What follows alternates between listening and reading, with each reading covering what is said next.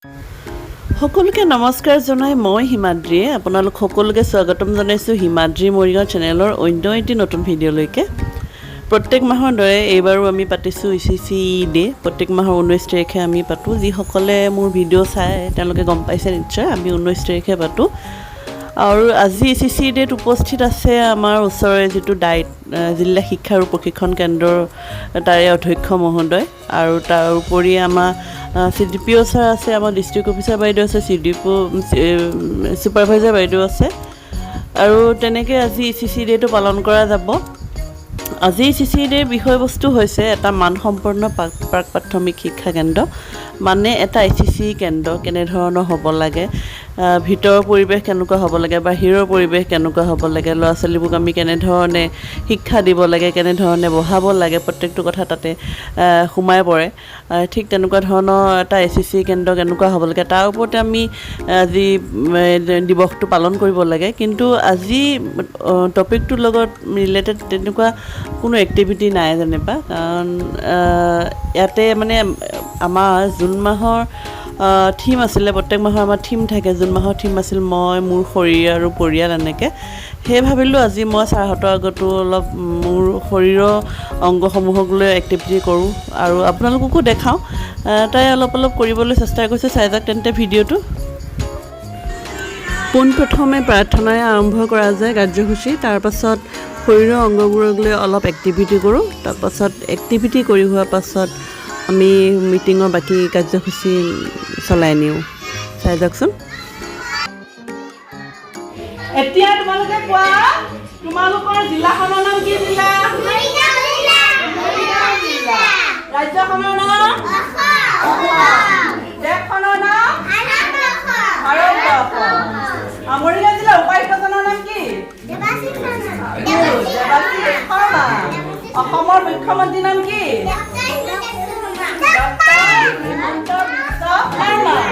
প্ৰধানমন্ত্ৰীৰ নাম কি?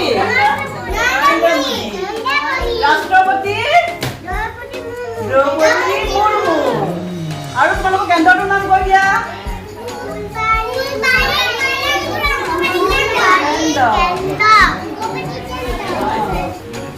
এতিয়া কোৱা, আমি কিহেৰে দেখা পাওঁ? আমাৰ চকুৰ কেইটা?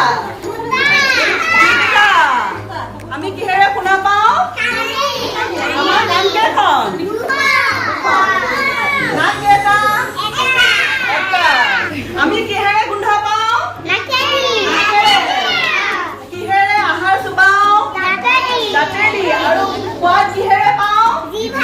জিভাৰেদি। নাক কেইটা আমাৰ? এটা। কাণ কেইখন? দুখন। আৰু হাত কেইখন আমাৰ? হাতেৰে কি কৰোঁ? কাম কৰোঁ। ভৰি কেইখন আমাৰ? দুখন। ভৰিৰে কি কৰোঁ? খোজ কাঢ়োঁ। ঠিক আছে, এতিয়া আমি এটা একশ্যন চং গাম হা। আমাৰ শৰীৰৰ অংগবোৰৰ নাম আৰু সেইবোৰৰ কাম, এনেধৰণৰ এটা গীত মই নিজে ৰচিছিলোঁ, আৰু আজি ছাৰহঁতৰ ওচৰত তাকে প্ৰদৰ্শন কৰিবলৈ আহিছোঁ।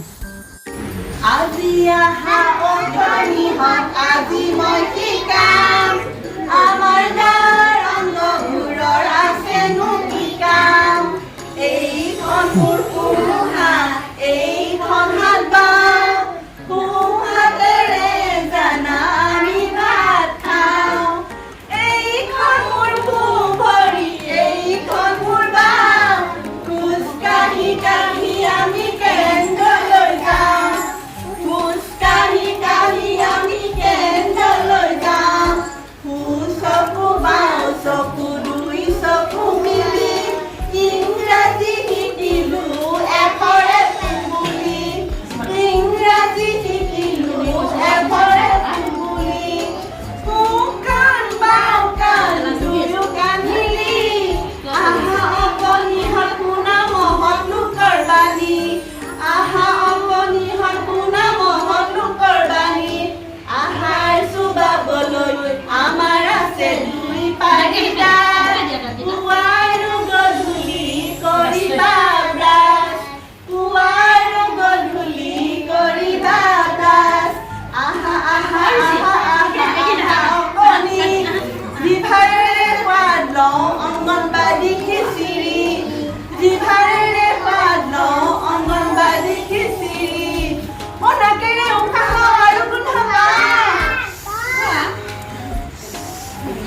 মুখেৰে কথা কওঁ আৰু গীত গাওঁ অসম দেশৰ আমি আপুনি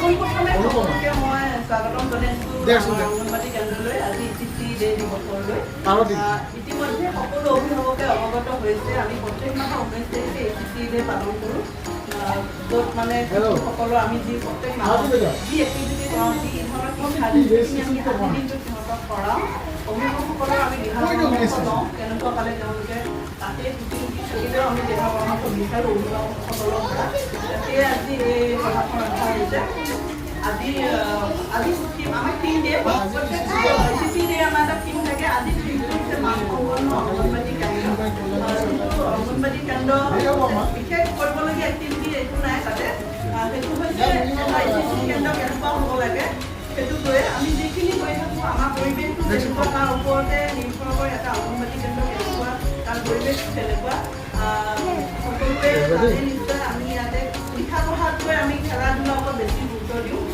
খেলা ধূলা সামগ্ৰী লৈ সিহঁতে শিক্ষা লাভ কৰে আনন্দদায়ক আমি শিক্ষা দিবলৈ চেষ্টা কৰোঁ ইয়াতে TLM-ৰ পৰা বিভিন্ন TLM আছে TLM-বোৰৰ পৰা আমি বিভিন্ন ৰঙৰ ধাৰণা সংখ্যাৰ ধাৰণা এনেধৰণৰ আমি ধাৰণা চেষ্টা কৰোঁ আৰু আমি ভাবোঁ আমি যিখিনি ট্ৰেইনিং আছে তিনিবাৰ দিছোঁ আমি এটা ভাবোঁ যে ল'ৰা ছোৱালীখিনি জবৰদস্তি এইটো পঢ়িব লাগিব লিখিব লাগিব এনেধৰণে শিক্ষা দিব নালাগে সিহঁতৰ মগজুটো একদম কুমলীয়া হৈ থাকে জন্মৰ পৰা 6 বছৰলৈকে বিশেষকৈ আমাৰ ইয়াত 3 বছৰ পৰা থাকে 6 বছৰ বয়সলৈকে শিশুখিনি একদম কুমলীয়া হৈ থাকে সেইখিনি সময়ত আমি সিহঁতৰ ওপৰত কোনো প্ৰেছাৰ দিব নালাগে লিখিবই লাগিব পঢ়িব লাগিব বুলি সেয়ে আমি TLM-ৰ যোগেদি আমি সিহঁতক শিক্ষা দিবলৈ চেষ্টা কৰিব লাগে আৰু অনুৰোধ কৰিছোঁ আপোনালোকে যে সেইটো ভাবে যে অংগনবাদী কেন্দ্ৰত কিয় লিখিব নিদিয়ে এই ভাৱটো যে নানে বেলেগ কিছুমান অভিভাৱক আছে বেলেগ স্কুললৈ লৈ যায় যে ইয়াত লিখিব নিদিয়ে কৰিব নিদিয়ে মানে লৈ যায়গৈ বেলেগ স্কুললৈ আচলতে সেইটো নহয় আমি ব্যক্তিগতভাৱে অনুভৱ কৰিছোঁ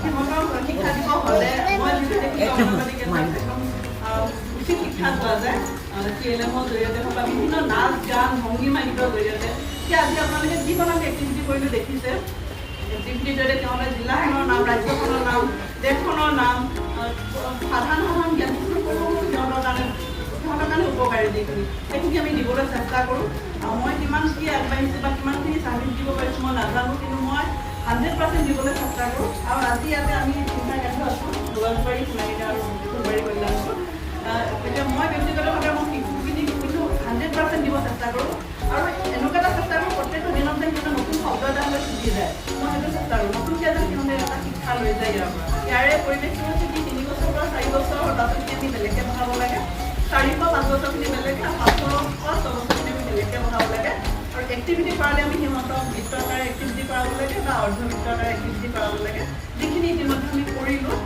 আৰু সেইটোৱে হৈছে আজি মানে ইটিচি ডেখনৰ মানে বিষয়বস্তু কি কৰিব লাগে সেইখিনিকে মই আপোনালোকক অৱগত কৰালোঁ আজি সভাখনৰ মূল বিষয়বস্তুটো কৰি হোৱাৰ পাছত প্ৰথমতে ডায়েটৰ প্ৰিন্সিপাল ছাৰক সকলোৰে লগত চিনাকি কৰি দিয়া যায় তাৰ পাছত ছাৰ আৰু বাইদেউহঁতক এখন ফুলাম গামোচাই দি আদৰণি জনোৱা হয় কাৰণ তেওঁলোক এনেদৰে প্ৰথম আহিছে আগতে আহিছে যদিও ভিজিটৰৰ লগত আহিছে সেই এটা সন্মান দিয়া যায় তেওঁলোকক